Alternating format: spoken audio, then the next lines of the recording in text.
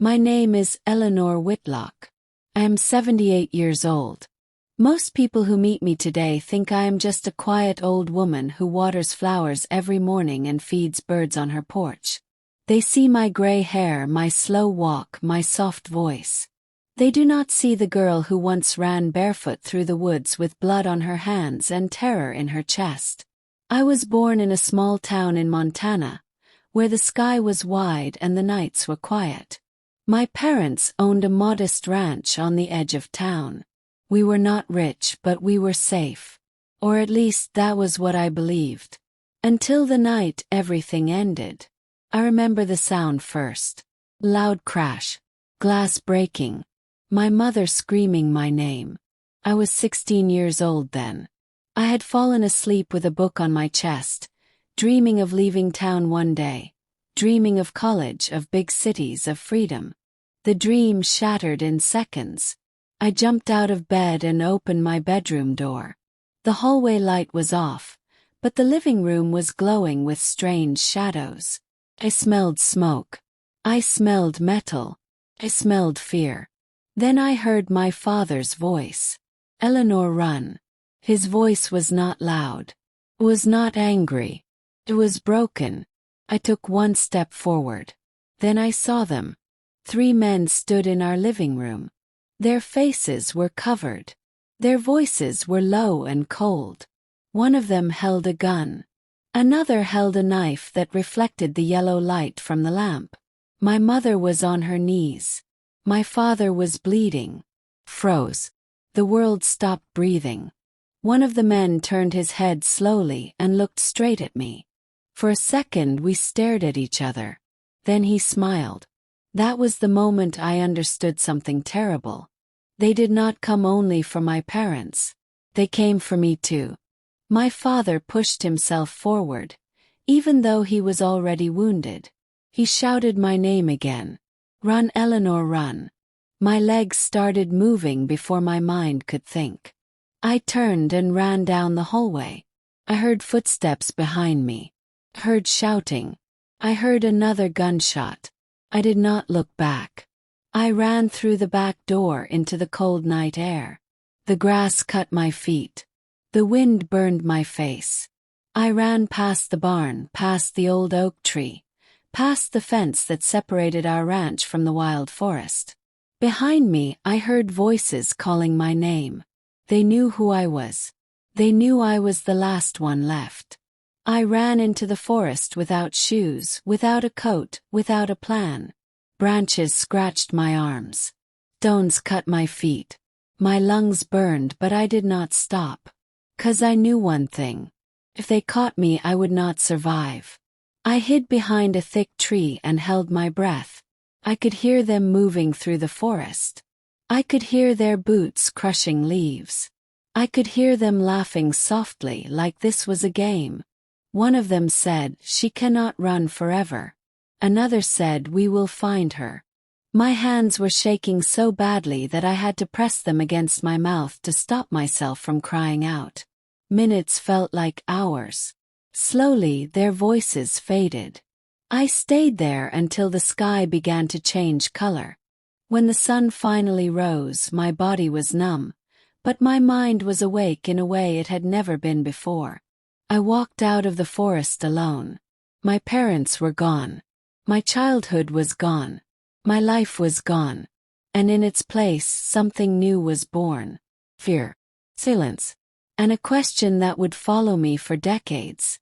Why did they come for us? Now, many years later, I sit in a quiet retirement community in Oregon, surrounded by people who think they know my story. They do not. They think I am just a widow who lost her parents in a tragic accident long ago. They do not know that the men who destroyed my family never disappeared. They do not know that I never stopped looking for them. They do not know that fate is patient. And that sometimes it brings the past back to your door when you least expect it. Before we continue this story, let me ask you something. If you love emotional and powerful stories like this, take a moment to subscribe to the channel. Like this video so more people can discover stories that touch the heart. Turn on the notification button so you never miss the next chapter. And tell me in the comments which part of the country you are watching from. I want to know who is here with me on this journey. Because what happened after that night is something I never told anyone. And what happened years later is something those men never imagined. As I sit on my porch today, holding a cup of tea, I hear footsteps behind me. Slow footsteps. Heavy footsteps. I turn my head slowly. And I see a face I have not seen in more than 60 years. The same eyes. The same smile. Standing just a few feet away from me. And in that moment I realize something terrifying. He did not forget me. He finally found me. For a long moment I could not move. The man stood there like a ghost pulled out of my memories. His hair was gray now. His face lined with age, but his eyes were the same. Cold. Dark. Familiar. My heart began to beat so fast that I thought it would tear my chest open. I told myself it was impossible. People change. Memories lie. Fear creates monsters. But fear does not invent eyes like that. He looked at me the way someone looks at a locked door they once knew how to open. Slowly. Carefully. As if he was making sure I was real. "Good afternoon, ma'am," he said softly. His voice was calm. Polite. Ordinary. But it cut through me like a knife. I forced my hands to stay still on my lap. I forced my face to remain calm. Years of practice helped me. When you carry a secret for decades, you learn how to hide storms inside your chest. "Can I help you?" I asked. My voice sounded normal. Too normal. He smiled again. "You dropped this," he said, holding out a folded piece of paper. I looked down. It was my grocery list. I must have dropped it when I walked back from the mailbox. "Thank you," I said. Our fingers almost touched when I took the paper from him. The moment was brief. But my body remembered everything. The night. The gunshot. My mother on her knees. My father's broken voice. "Run, Eleanor, run." He nodded slightly, as if he had just completed a small kindness, then turned and walked away. I watched him until he disappeared around the corner of the retirement building. Only then did my hands begin to shake. I went inside my apartment and locked the door. Then I locked it again. I leaned against the wall and slid slowly to the floor. For 62 years I had carried that night inside me. I told myself I had escaped forever. I told myself the men were gone, dead, forgotten, buried by time. But time had brought one of them back to me. And he was not young anymore. Which meant he had survived. Which meant the past was not finished. That night I did not sleep. I sat in my living room with the lights on, listening to every sound in the hallway. Every creak of the floorboards felt like footsteps. Every distant laugh felt like danger. My mind traveled back to the girl I used to be. After the night my parents were killed, the police came. Neighbors came. Reporters came. But answers did not come. The men were never found. The case slowly went cold. People in town whispered stories. Some said my parents had debts. Some said my father was involved in something illegal. Some said it was random violence. But I knew better. Those men knew our names. They knew where my room was. They came with a purpose. After the funeral, I was sent to live with my aunt in Colorado. She was kind, but she was afraid of me. Not of me exactly. Of what had happened to me. I stopped talking much. I stopped laughing. I stopped dreaming. At night, I saw their faces in my sleep. During the day, I learned how to pretend I was normal. Years passed. I grew up. I went to college. I married a quiet man named Harold, who never asked too many questions. He was gentle, brave, But he never knew the truth about my past. I told him my parents died in a robbery. That was all. When Harold died many years later, people thought I was lonely. They did not know that loneliness had been my companion since I was 16. Now, sitting alone in my apartment, I realized something else. The man I saw today did not look surprised to see me. He looked like someone who had been searching. The next morning I decided to test my fear. I walked outside earlier than usual. The sun was soft, the air cold. I sat on the same bench near the garden. Waited. Minutes passed. Then I saw him again. This time he was not alone. He was talking to the building manager. They were laughing. My stomach tightened. The manager pointed toward my apartment building. Then the man turned his head slowly and looked at me. Our eyes met again. He did not smile this time. He looked thoughtful, as if he was putting pieces together. I felt something I had not felt in many years. Not just fear, but anger. He had taken my parents. He had taken my childhood. He had taken my peace. And now he was standing in my present life, breathing the same air, walking the same hallways. I realized something in that moment. Running had saved my life once. But running forever had not given me justice. I stood up slowly. I looked straight at him. And for the first time in 62 years, I did not look away. He whispered something to the manager and started walking toward me. Step by step. Closer. Closer. When he reached me, he stopped just a few feet away. You look familiar, he said quietly. My heart stopped. I forced a small smile. People say that a lot, I replied. He studied my face carefully, like he was searching for a memory buried deep inside his mind. For a moment I thought he would recognize me. For a moment I thought he would say my name. But then he nodded slowly, as if he had decided something. Maybe I am mistaken, he said. Maybe. He walked past me and entered the building. I stayed there long after he disappeared, because I knew something he did not. He might not remember me yet, but I remembered him perfectly. And deep inside, I felt a truth that scared me more than the night my parents died. He was not here by accident.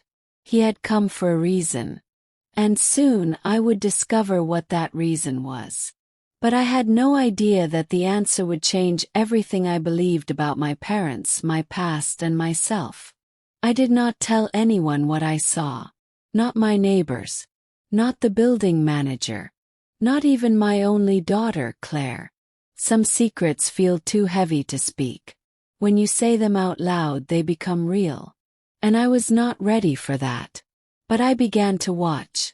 Every morning I woke earlier than usual. I listened at my door before stepping into the hallway. I watched through my curtains before sitting on the porch. The man was there almost every day. Sometimes he walked slowly with a cane. Sometimes he sat near the garden with a newspaper. Sometimes he spoke to other residents like he had lived there for years. People liked him. They called him Mr. Hale. That name meant nothing to me. But his face meant everything. One afternoon, I gathered enough courage to ask the building manager about him. His name is Richard Hale, she said with a smile. He moved in last month. Quiet man. Very polite. Lost his wife years ago. No children as far as I know. Lost his wife. The words echoed in my mind. People like him do not just lose things. They take them. That night, I opened the old wooden box I had kept hidden in my closet for decades. Inside were things I never threw away.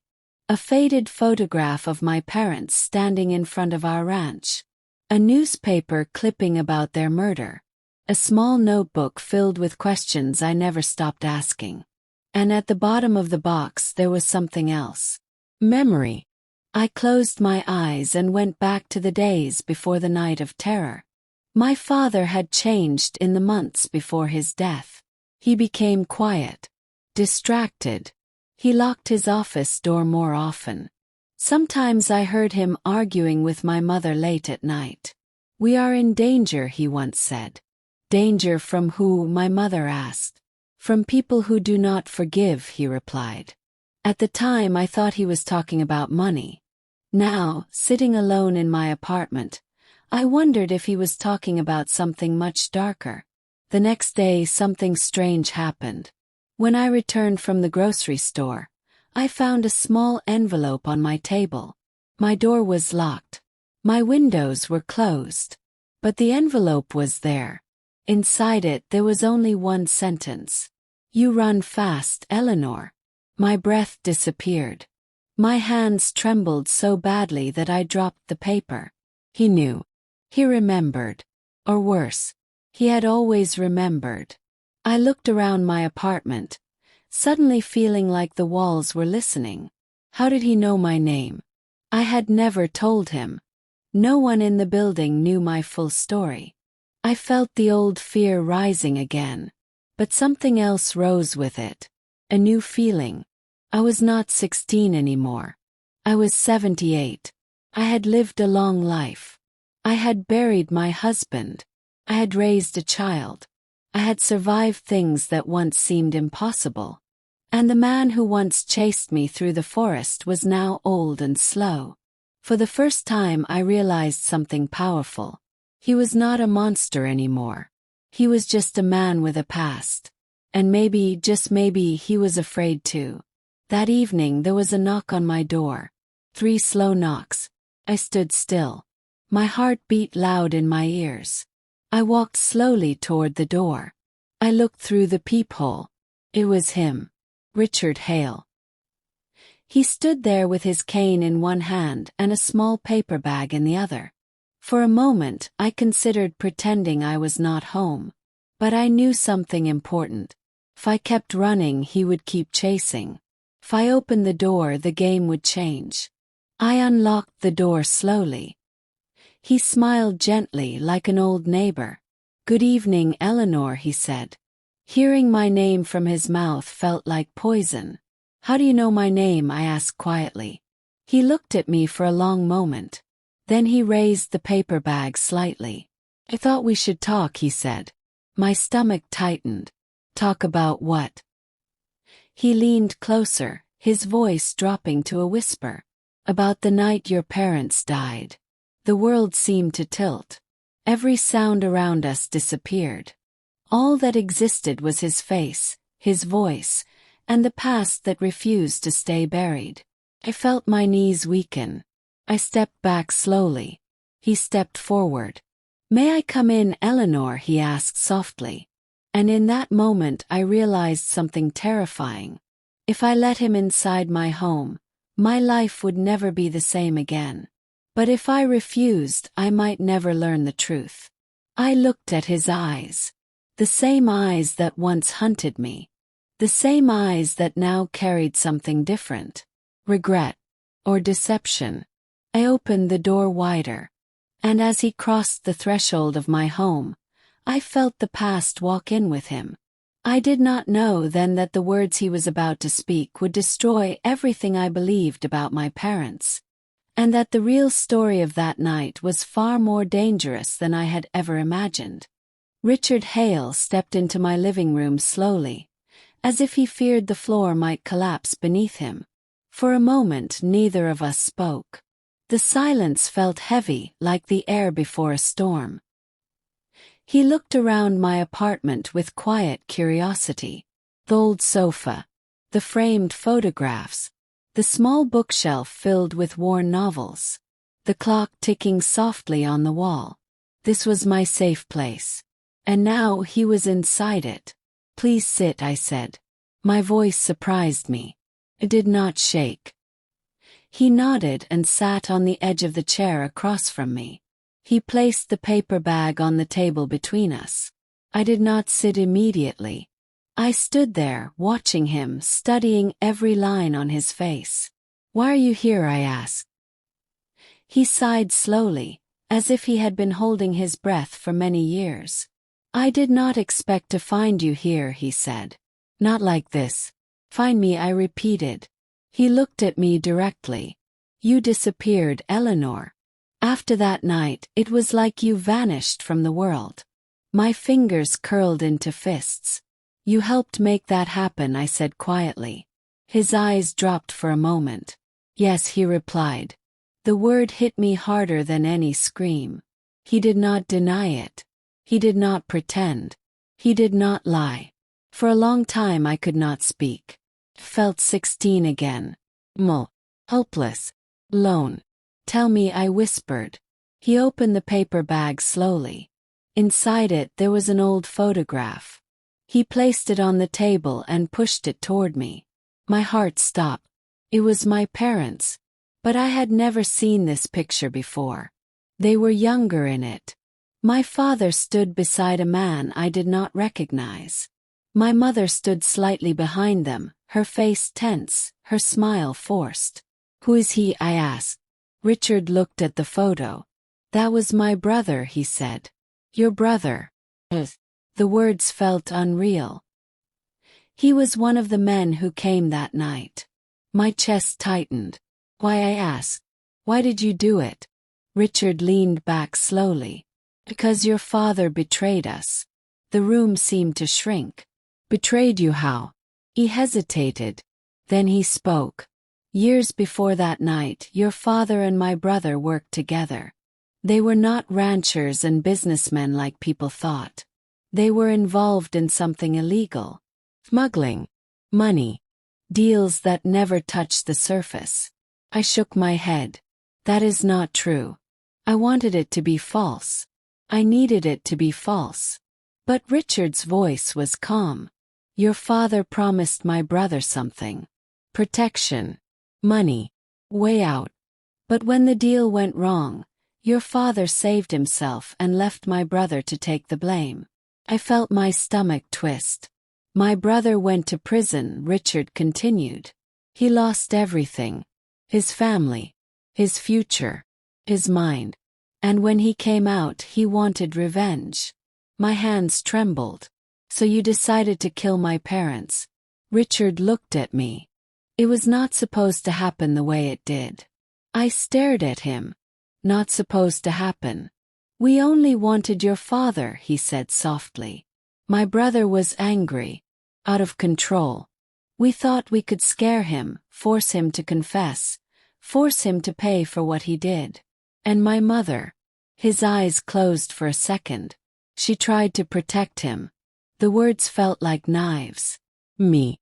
You were not supposed to be there," he said. I laughed bitterly. "It was my home." "I know," he replied. For a moment his voice broke. "When I saw you in the hallway that night, I froze. You were just a child. I told my brother to stop. I told him we should leave. But he did not listen. I felt tears rising in my eyes, but I forced them back." "What happened next?" Richard looked at the floor. "Things went too far. The gun went off. Your father fell. Your mother screamed. My brother panicked. And then everything became chaos. I remembered the screams. The shadows. The blood. We ran when we heard sirens," he said. "Someone must have called the police. We thought you died in the forest. We searched for you that night, but when we could not find you, we assumed you were gone. Like I never existed." "So why are you here now?" I asked. Richard looked up at me. "'Cause my brother is dying." The words hung in the air. "He has cancer," Richard continued. "Doctors say he does not have much time. And before he dies, he wanted to find you." My heart pounded. "Wait. Because he wants forgiveness," Richard said. "Forgiveness." The word tasted bitter. I stared at him. "You think I can forgive him?" Richard did not answer immediately. "I do not know," he said finally. "But I know this. If you do not face him now, the past will follow you forever." I felt anger rising in my chest. "The past has followed me for 60 years," I said. He nodded slowly. No. Silence filled the room again. I looked at the photograph on the table. My parents, smiling in a moment that hid secrets I never knew. Everything I believed about them was changing. Everything I believed about my life was breaking. Richard stood up slowly. My brother lives not far from here, he said. In a nursing facility outside town. He looked at me carefully. He knows you are alive now. My breath stopped. He has been asking about you, Richard continued. Every day. He wants to see you. I felt a chill move through my body. I imagined the face of the man who chased me through the forest. Older, weaker, but still dangerous in my memory. Do you want me to meet him? I asked. Richard did not answer directly. I want you to know the truth, he said.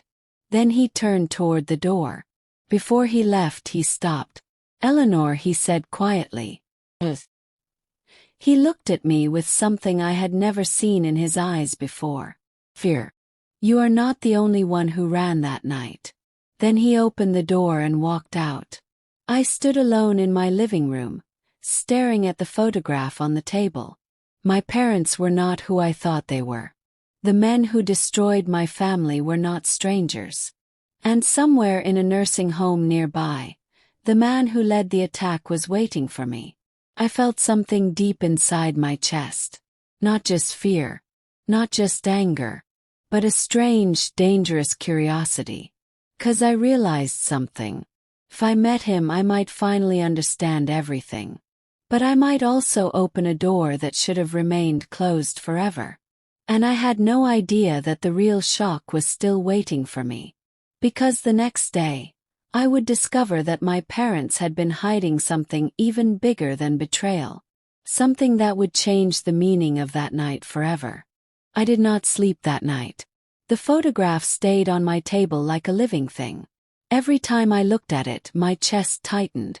My parents looked young and hopeful in the picture. My father's arm rested on my mother's shoulder.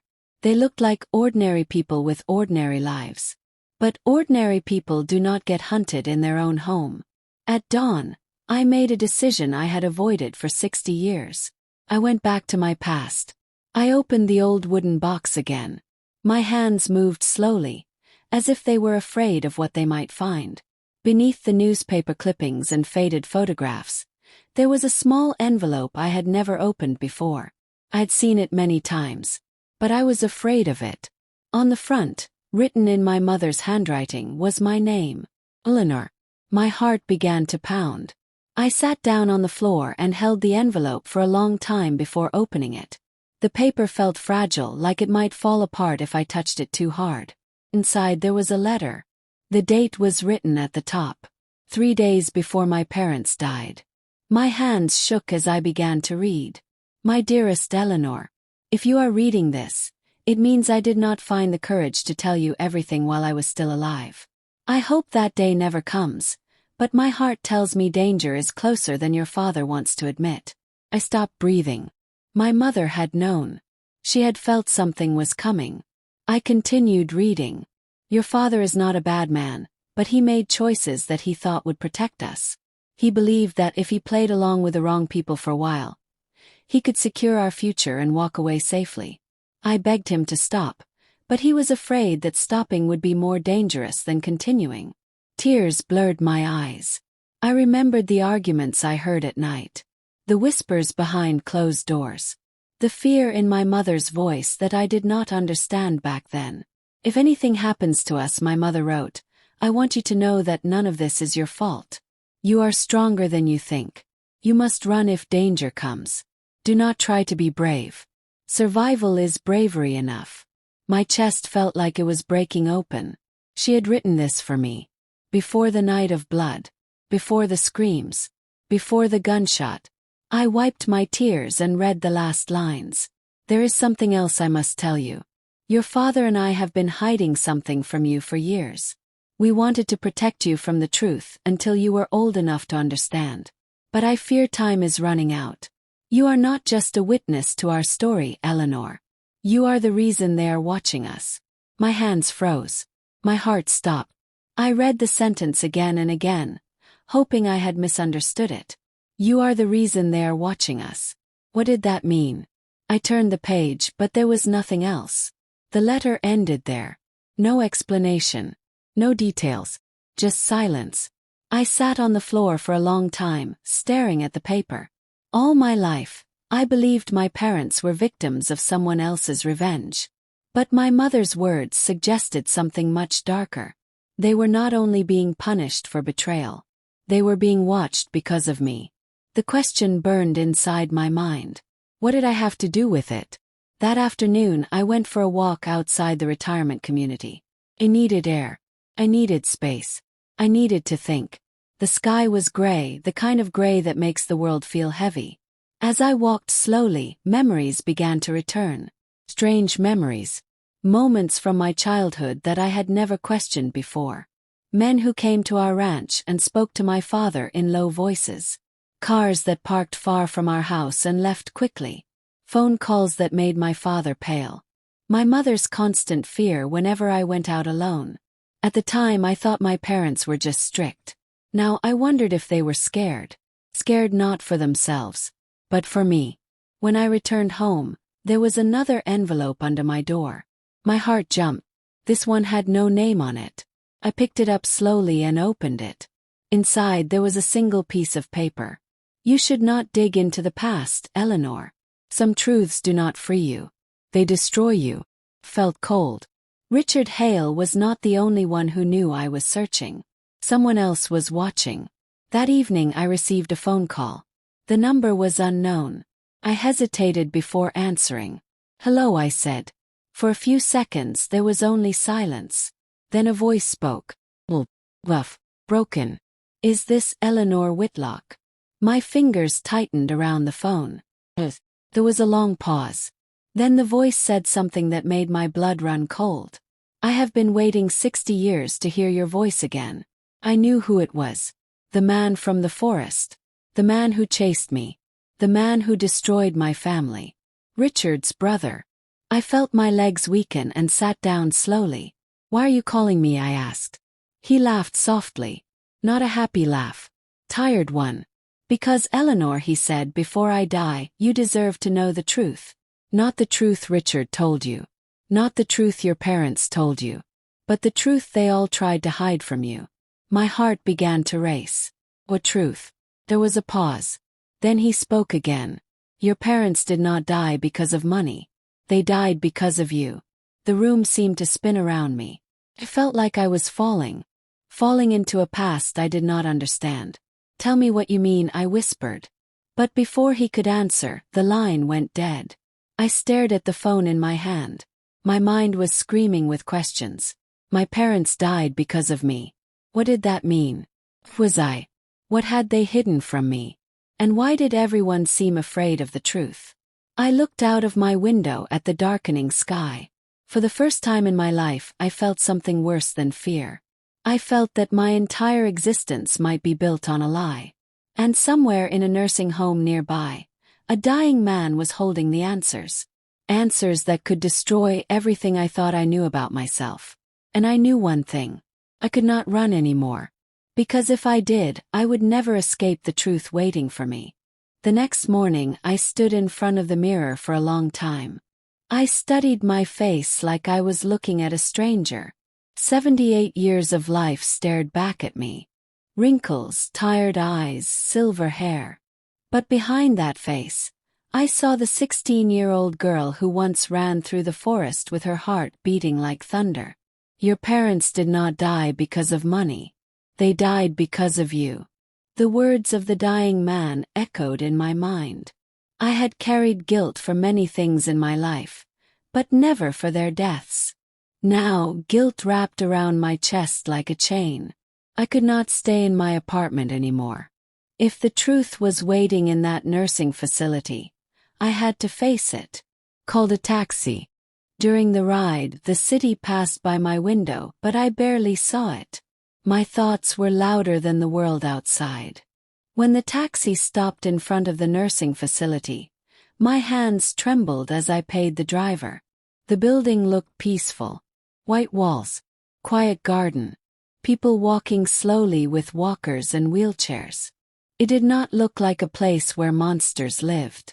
But monsters do not always look dangerous. Sometimes they look tired. Inside, the smell of medicine and soap filled the air. I walked to the reception desk. "I am here to see someone," I said. "Name," the nurse asked. I hesitated. For a moment, I realized I did not even know his real name. "Richard Hale's brother," I said finally. The nurse typed something on the computer. "Room 214, she said. "Second floor." Each step up the stairs felt heavier than the last. By the time I reached the hallway of the second floor, my heart was beating so fast I thought I might faint. I stood in front of door 214 for a long time. Behind that door was the man who had changed my life forever. Behind that door was the truth. I raised my hand slowly. I knocked. "Come in," a weak voice replied. "Open the door." The room was quiet and dim. A man lay on the bed. He was thin, fragile. His skin looked pale and stretched. If I had seen him on the street, I would never have guessed he was the same man who once hunted me through the forest. But when he turned his head and looked at me, I knew. Eyes. Those eyes never changed. "You came," he said softly. His voice was weak, but his tone carried something familiar. Power. I stood near the door. I did not move closer. "You asked me to come," I said. He smiled faintly. "I was not sure you would." I looked at him silently. For a moment neither of us spoke. Then he gestured toward the chair beside his bed. "Sit, Eleanor," he said. I walked slowly and sat down. My hands rested on my lap, but they were shaking. For 60 years, I had imagined what I would say to this man if I ever met him again. I imagined screaming. I imagined accusing. I imagined revenge. But now that I was here, none of those words came. Instead, I felt something unexpected. "Agnes, you look like your mother," he said. The words felt strange. "Do not say her name," I replied quietly. He nodded slowly. "Fair enough." There was a long pause. Then he spoke again. "Do you know why we came to your house that night, Eleanor?" I swallowed. "Richard told me," I said. "About my father. About betrayal." He laughed softly. "Richard always likes simple stories," he said. "Simple stories are easier to live with." "So he lied?" I asked. "Not exactly," he replied. "But he did not tell you the whole truth." My chest tightened. "Then tell me," I said. He looked at the ceiling for a moment, as if he was searching for memories.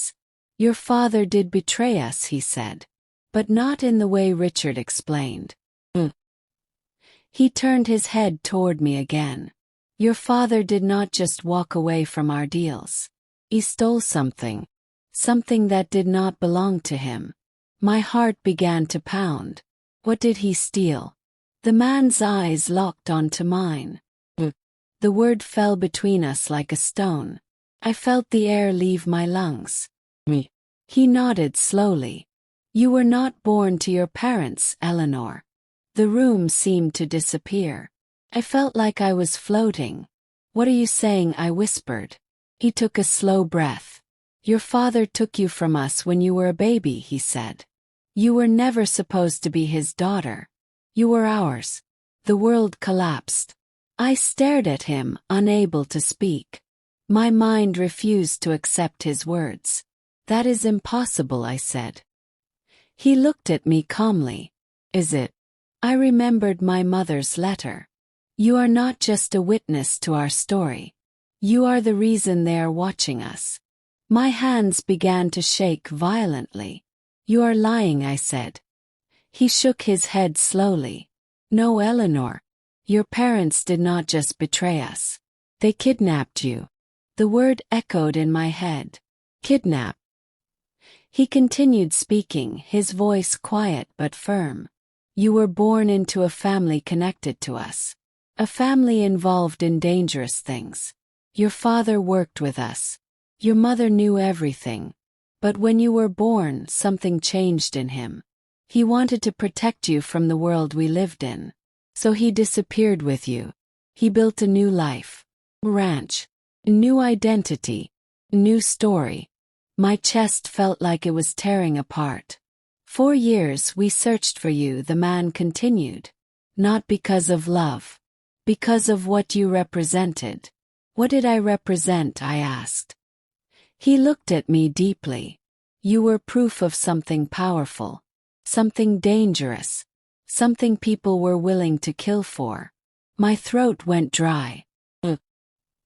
He opened his mouth to answer. But before he could speak, the door of the room opened suddenly. A nurse walked in. "Excuse me," she said politely. "Visiting time is almost over." The man looked annoyed. "Give us a minute," he said. The nurse hesitated, then nodded and stepped back outside. He turned to me again. "Eleanor," he said slowly, "you are not who you think you are. And the truth about your birth is far darker than anything you imagine." Felt dizzy. "Tell me," I whispered. He leaned closer. His voice dropped to a whisper. "Because, Eleanor," he said, "the people who wanted you back are still alive. And they are still looking for you." My heart stopped. The past was not over. It was only beginning again. And I realized something terrifying. If what he said was true, then my parents did not just die because of revenge. They died because they tried to save me from something much bigger.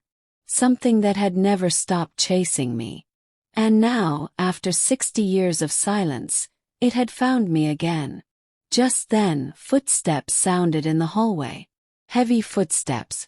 More than one person. The dying man's eyes widened slightly. He looked toward the door. Then he looked back at me. "Too late," he whispered. The door handle began to turn. And I knew that whatever was waiting outside that door was not just part of my past. It was the danger my parents had died to protect me from. And it was finally here. The door handle moved slowly. For a second I could not breathe. The nurse had just left. No one else was supposed to come in. The dying man on the bed stared at the door with a look I had never seen on his face before. Fear. Real fear. Not the kind of fear that comes from sickness or old age. The kind of fear that comes from knowing you have opened something you cannot close. The door opened. 2 men stepped inside. They were not nurses. They did not wear uniforms. They wore dark coats, simple clothes, and calm expressions. Come. One of them was tall, with gray hair and sharp eyes. The other was younger, but his gaze was colder. "Good afternoon," the tall man said politely. His voice was smooth, controlled, almost friendly. "The nurse told us Mr. Hale was feeling unwell," he continued. "We wanted to check on him." The dying man tightened his jaw. "You should leave," he said weakly. The tall man smiled slightly. "We will not take much time." Then his eyes shifted toward me. And everything changed. He looked at me as if he had been searching for me his entire life. "Mrs. Whitlock," he said softly. My blood froze. "How do you know my name?" I asked. The younger man stepped forward. "We know many things," he said. The tall man walked closer, stopping beside my chair. For a moment, I felt like a child again, trapped in the hallway of my old house. "You have lived a long life, Eleanor," he said. Quiet. Hidden. The word echoed in my mind. The dying man spoke again. "Leave her alone," he said angrily. "She has nothing to do with you anymore." The tall man turned his head slowly. "Nothing to do with us," he repeated. Then he laughed quietly. "She has everything to do with us." I stood up suddenly. "What do you want from me?" I asked. The tall man looked at me carefully. "Not what we want," he said. "What you are." My chest tightened. I remembered his words from the phone call. "Your parents did not die because of money. They died because of you." The younger man took a small folder from his coat and opened it. Inside were documents, photographs, old records. He placed them on the table beside the bed. I saw a picture of a baby with dark hair and wide eyes. The baby looked strangely familiar. "That is you," the tall man said quietly. I stared at the photograph. My hands trembled. But something was different. In the picture, the baby was not alone. Behind her stood a woman I had never seen before. Her face was sharp. Her eyes were intense. Her expression was not soft like my mother's. She looked powerful. "Who is she?" I whispered. The tall man answered without hesitation.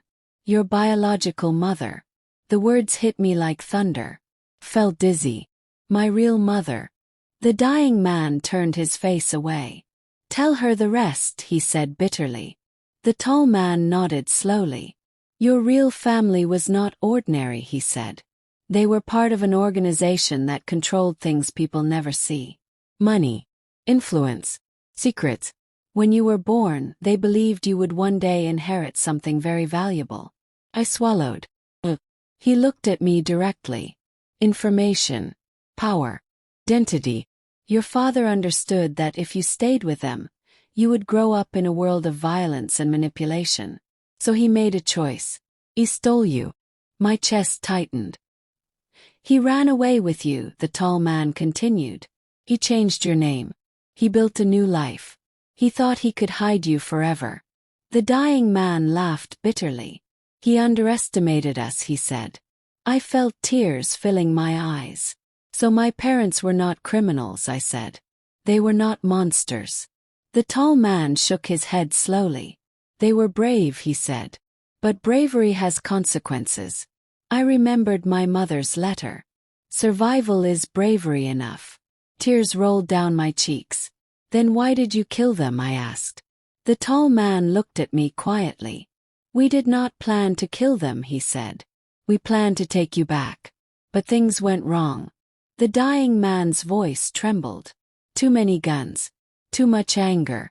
Too many mistakes." Silence filled the room. I felt my heart breaking in two. My parents had died trying to protect me. They had not betrayed anyone. They had saved me. The tall man stepped closer. "Now, after 60 years," he said, "we have finally found you again." My body went cold. And this time he added softly, "No one is coming to run for you." For a moment I felt small again. 16 again. Running again. But then something inside me changed. I was not 16 anymore. I was 78. I had survived decades of silence. Decades of fear. Decades of questions. And now the truth stood in front of me. I wiped my tears slowly. "You found me," I said. "Yes," the tall man replied. "And what now?" I asked. He looked at me with calm certainty. "Now, Eleanor," he said, "you must come home." The word echoed in my mind. I looked at the dying man on the bed. His eyes were filled with regret. "Do not go with them," he whispered. "They will not let you leave." The tall man smiled gently. "We are not forcing her," he said. "We are simply reminding her who she really is." He turned to me again. "You have lived as Eleanor Whitlock for almost 80 years," he said. "But that is not your true name." My heart began to pound. "Then tell me," I said. "What is my real name?" The tall man leaned closer. His voice dropped to a whisper. "Your real name is Eleanor was never your name. It was something your father invented to hide you.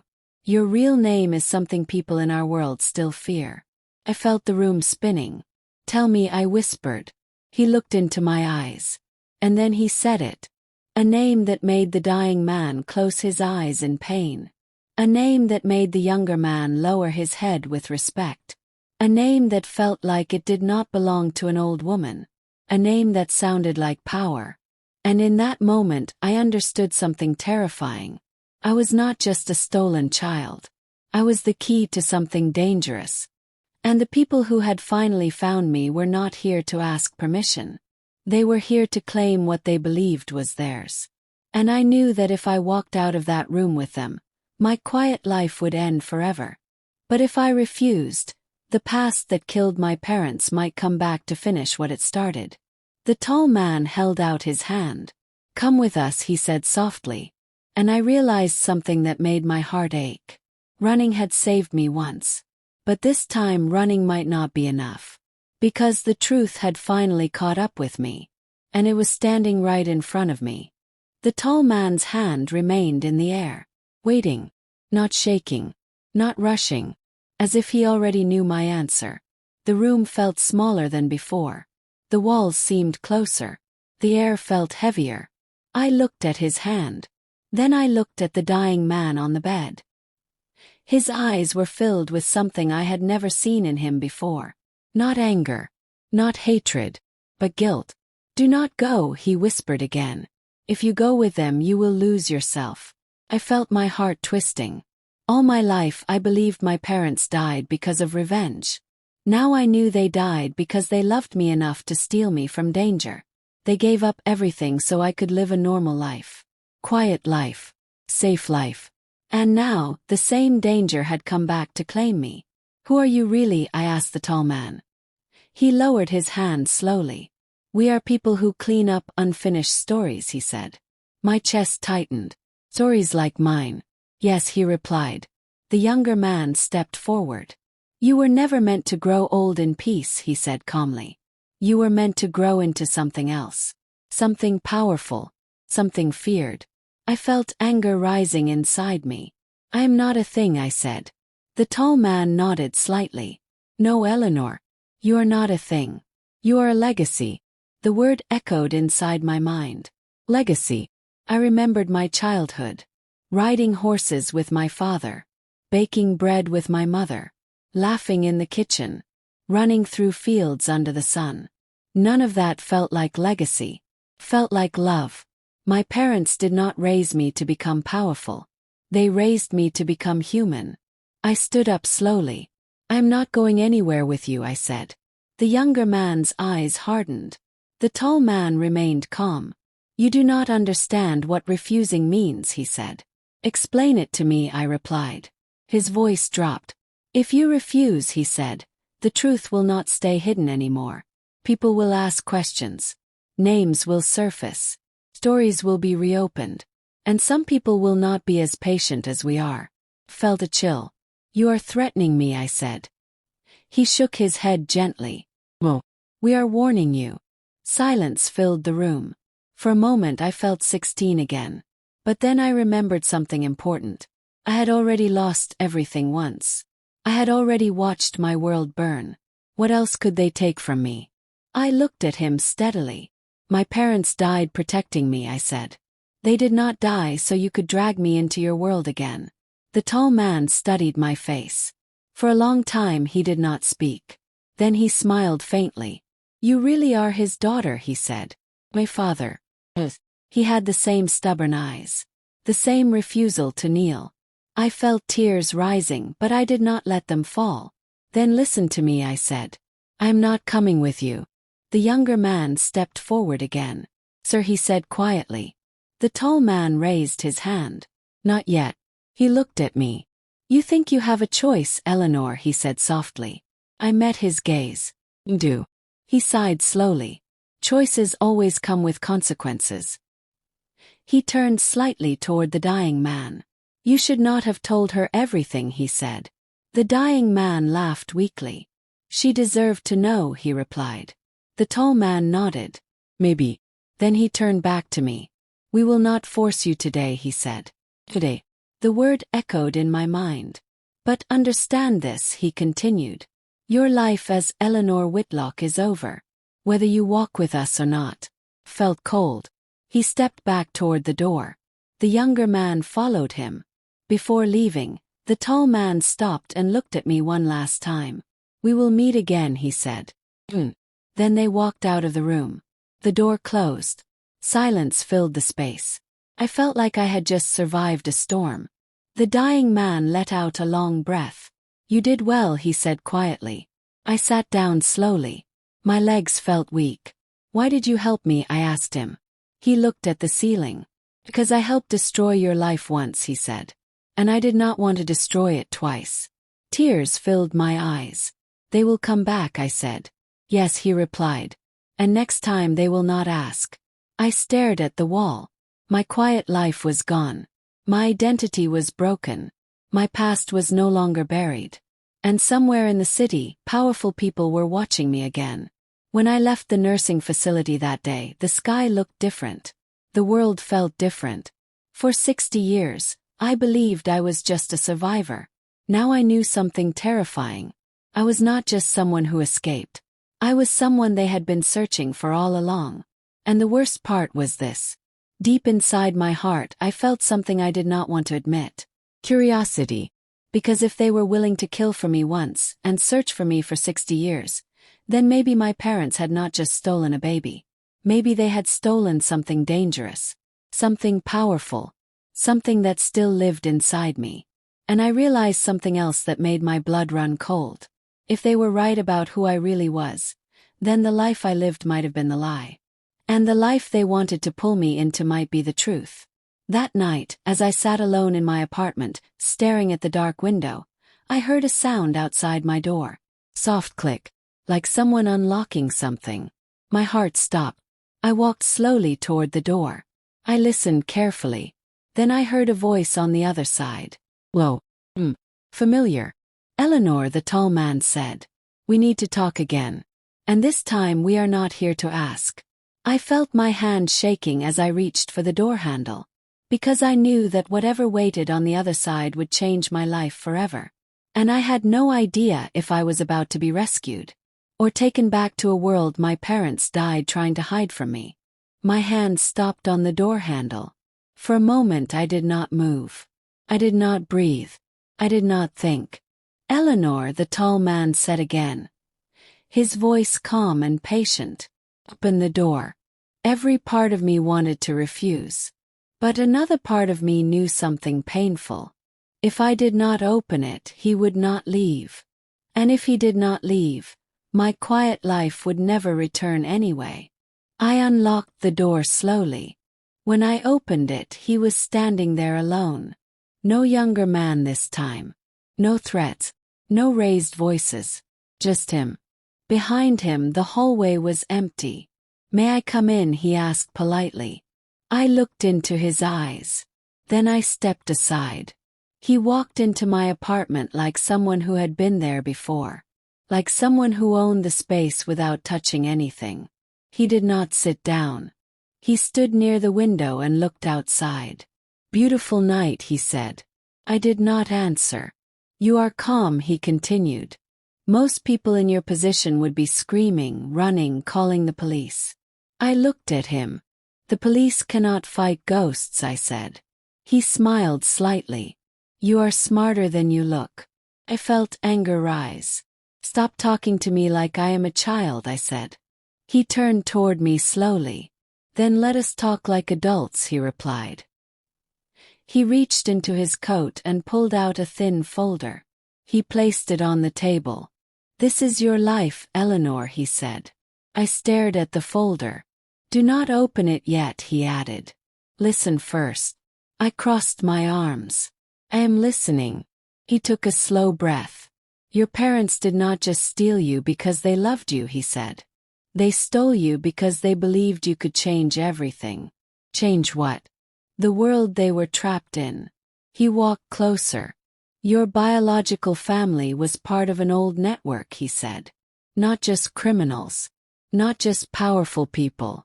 But people who controlled information and influence across generations. They believed bloodlines mattered. They believed certain children were born with the ability to unite power. Unite power, I repeated. They believed you were one of those children. Felt cold. That sounds insane, I said. He nodded slightly. Most truths do. He opened the folder slowly and slid one page toward me. Look now, he said. I hesitated, then picked it up. It was a document. An old birth record. The name on it was not Eleanor Whitlock. It was another name. A name I had never seen before. Below it were signatures. And a seal. This is fake, I said. He shook his head. It is real. I felt my heart beating faster. Why me, I asked. Why would anyone think I was special? He looked at me quietly. Because sometimes, the most dangerous people are not born into violence. They are born into innocence. He walked closer. Your parents understood something your biological family did not, he said. If you grew up in their world, you would become like them. Cold, ruthless, power-hungry. But if you grew up far away, loved, protected, ordinary, you would become something else. Something better. My throat tightened. So they stole me to save me. And they paid for it with their lives. The words hit me hard. For a moment I could not speak. Then why did you come back after 60 years, I asked. He looked at me deeply. Because the world they tried to protect you from is collapsing. I frowned. What do you mean? He leaned slightly closer. The network that wanted you as a child is breaking apart. Old leaders are dying. New ones are fighting for control. And in times of chaos, people look for symbols. Symbols like you. Felt dizzy. I am just an old woman, I said. He smiled faintly. That is what makes this perfect. Perfect for what? He spoke softly. No one suspects a grandmother. Silence filled the room. I felt a chill run down my spine. They want me to lead them, I said slowly. Not exactly, he replied. They want to use you. The honesty in his voice surprised me. Why are you telling me this, I asked. He looked at me for a long moment. Because I am tired of lies, he said. And because your parents died for a reason that should not be wasted. I stared at him. What do you want from me? He answered without hesitation. I want you to choose. Choose what? He pointed at the folder. On one side, he said, you stay Eleanor Whitlock. A quiet grandmother in a quiet retirement community. But your peace will never return. People will keep coming. Asking. Threatening. Touching. On the other side, he continued. You step into the identity your parents stole you from. Not as a prisoner, but as someone who can control the chaos. I felt my chest tighten. You want me to join them, I said. He shook his head. I want you to stand above them. Silence stretched between us. For a moment I saw my parents again. My father's tired eyes. My mother's worried smile. They did not steal me for power. They stole me for love. I looked at the tall man. If I say yes, I asked, what happens?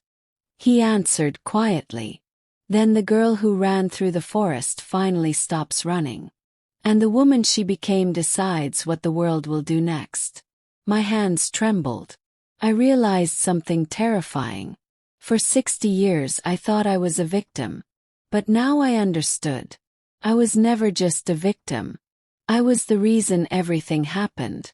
And if I refused to act, the same darkness that killed my parents would continue without anyone stopping it. I looked at the folder again. Inside it was not just my past. It was my future. I took a deep breath. I lifted my eyes to him. And I said the words that changed everything. Tell me everything. His eyes softened slightly. Finally he said, we can begin. But as soon as he spoke those words, my phone rang. The sound was sharp, sudden, loud, froze. The tall man turned his head toward the phone. His expression changed. That is not good, he said quietly. I picked up the phone with shaking hands. Hello, I said. A familiar voice answered. Blair. My daughter. Mom, she said. Her voice was shaking.